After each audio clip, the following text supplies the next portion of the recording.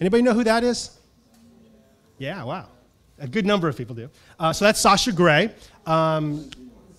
formerly an adult actress, film actress. But she, 40 years ago, Sasha Grey would have been an adult film actress, and that's all she would have been.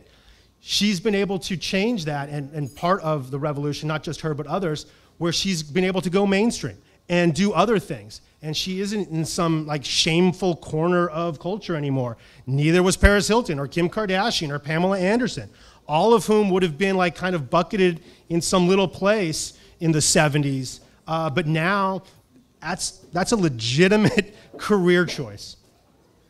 So that's Ice Cube, who we remember from NWA. And back then, he was going to be, he was the devil on earth, right? And everyone in NWA, you couldn't let your kids near them. Now this guy makes family movies.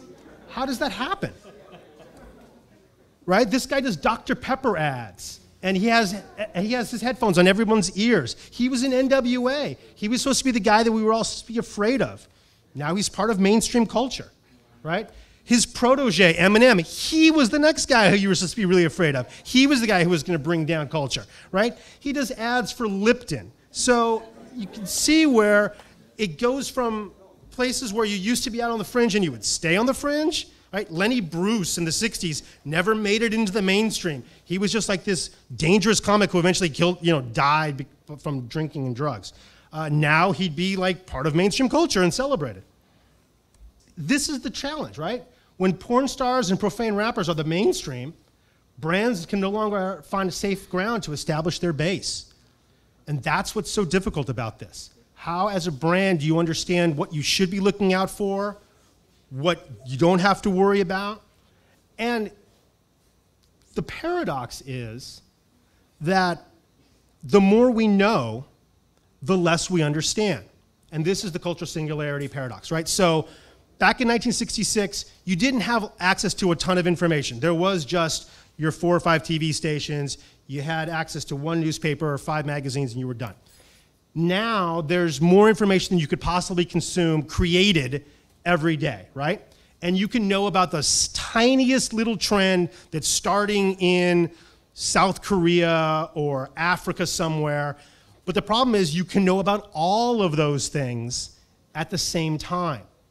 So the more we know, but the less we understand. We get back to the point of complexity and chaos and disruption. How is it that even though we have access to all this information, we seem to be in a place where we're less and less sure of what's going on or which direction to go in, right? And that's what I would kind of leave you guys with, that people don't have all the answers right now. Right? I'm in meetings all the time, I go to conferences all the time, and everyone basically says, yeah, we're figuring it out as we go along.